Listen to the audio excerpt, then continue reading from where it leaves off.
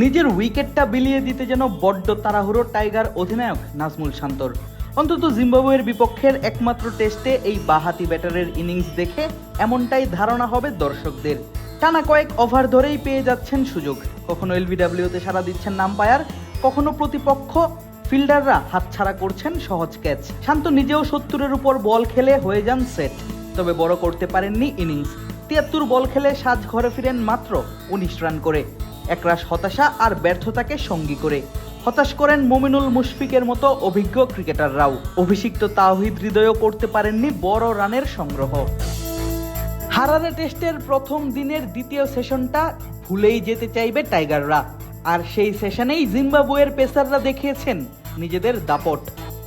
28তম ওভারে নিউম্যান নিয়ামহুরির বলে দারুণ এক কাট, পয়েন্ট দিয়ে বল স্পর্শ করে বাউন্ডারির সীমানা, আর এতেই মুমিনুল ইসলামের নামের সঙ্গে যুক্ত হয় 4টি রান। এই ব্যাটার স্পর্শ করেন ইনিংসে 50 রানের মাইলফলক। শেষ 5 টেস্টে মুমিনুল দেখা পান ষষ্ঠ অর্ধশতকের। উইকেটের অন্য পাশ থেকে মুমিনুলকে যোগ্য সঙ্গ দিতে থাকেন অধিনায়ক নাজমুল শান্ত। 30তম ওভারে তার হাঁকানো চারেই বাংলাদেশ পার করে দলীয় 100 রানের মাইলস্টোন। তবে তৈরি হয় একাধিক আউটের সম্ভাবনা, কখনো লেগ বিফোর উইকেটের আবেদন, আবার কখনো ক্যাচ মিস। প্রতিবারই বেঁচে যান নাজমুল শান্ত। ভাগ্য ভালো বলাই যায় এই বাঁহাতি ব্যাটারের। তবে শান্ত বারবার বেঁচে গেলেও বাঁচতে পারেননি মুমিনুল। ইনিংসের 34তম ওভারে নিয়ামহুরির বলেই কাট খেলতে গিয়ে স্লিপে ক্যাচ তুলে দেন এই ব্যাটার। সেই ক্যাচ তালুবন্দি করেই সেলিব্রেশনে মাতেন আরভিন ক্রেইগ। ভাঙে নাজমুল শান্তর সঙ্গে মুমিনুলের 77 রানের জুটি। 113 রানে বাংলাদেশ হারায় নিজেদের তৃতীয় উইকেটটা। নাজমুল শান্তও যেন নিজের উইকেট বিলিয়ে দেওয়ার জন্য করছিলেন ছটফট। একাধিকবার নতুন জীবন পেলেও কাজে লাগাতে পারেননি সেই সুযোগ, বড় করতে পারেননি নিজের ইনিংসটা। 37তম ওভারে ব্র্যাড ইভান্সের বলে সামনে এগিয়ে এসে বড় শট খেলতে চান তিনি, তবে ব্যাটে বলে কানেক্ট হয়নি ঠিকঠাক, উঠে কিপারের হাতে ক্যাচ। সেই ক্যাচ তালুবন্দি করতেই শান্ত সাজ ঘরে ফেরেন 73 বলে মাত্র 19 রান করে। সেট হয়েও বড় ইনিংস না খেলতে পারার আক্ষেপ দেখা যায় তার অঙ্গভঙ্গিতে। আর নাজমুল শান্তর উইকেটে 119 রানেই 4 উইকেট হারায় বাংলাদেশ। 5-এ নেমে মুশফিকও করতে পারেননি বড় রান, থামতে হয় ব্যক্তিগত 1 অঙ্কের রান করেই। অধিনায়ক রিচার্ড এনগারাভার ইয়র্কার বলে ডিরেক্ট বোল্ড হয়ে সাজঘরে মুশফিক ফিরেন মাত্র নামের পাশে 9 রান নিয়ে। অভিষিক্ত তাওহিদ হৃদয়ও রাঙাতে পারেননি নিজের টেস্টের প্রথম ইনিংসটা।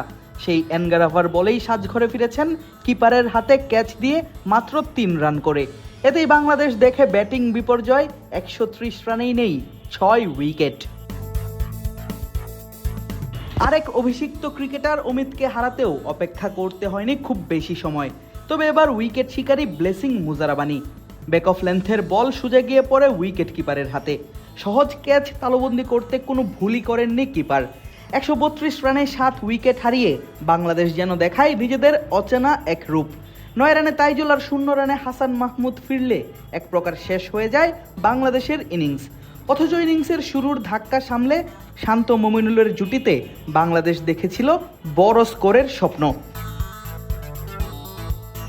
পাকিস্তানকে ঘরের মাটিতে হোয়াইট ওয়াশের তরতাজা স্মৃতি নিয়ে বাংলাদেশ খেলতে যায় হারারেতে, জিম্বাবুয়ের বিপক্ষে একমাত্র টেস্ট। আর টসে হেরে আগে ব্যাটিং করতে নামে টিম টাইগাররা, আর শুরুতেই ঘটে বিপর্যয়। ইনিংসের 7ম ওভারে দলীয় রান যখন মাত্র 6, তখনই ব্যক্তিগত মাত্র 2 রানে সাজ ঘরে ফেরেন ওপেনার মাহমুদুল হাসান জয়। জিম্বাবুয়ের পেসার নিউম্যান নিয়ামহুরির বলে ব্যাকফুটে খেলতে গিয়ে ক্যাচ তুলে দেন কিপার তাফাজ্জোয়া সিগার হাতে। শুরুর চাপ সামলে একটি জুটি গড়ার চেষ্টা করেন মুমিনুল হক এবং সাদমান ইসলাম, তবে সেই জুটিও টিকেনি লম্বা সময়। ইনিংসের 12তম ওভারের শেষ বলে ব্র্যাড ইভান্সের বলে ক্যাচ তুলে দেন আরেক ওপেনার সাদমান ইসলাম। সেই ক্যাচ তালুবন্দি করে সাদমানকে মাত্র 20 রানে সাজ ঘরে ফেরান ক্রেইগ আরভিন। এতেই মাত্র 36 রানে বাংলাদেশ হারায় নিজেদের 2 ওপেনারকে। আর ইনিংসের দায়িত্বটা এসে পড়ে অভিজ্ঞ 2 ব্যাটার মুমিনুল হক এবং নাজমুল শান্তর কাঁধে। আদিব আশরাফ, ক্রিক ফ্রেঞ্জি।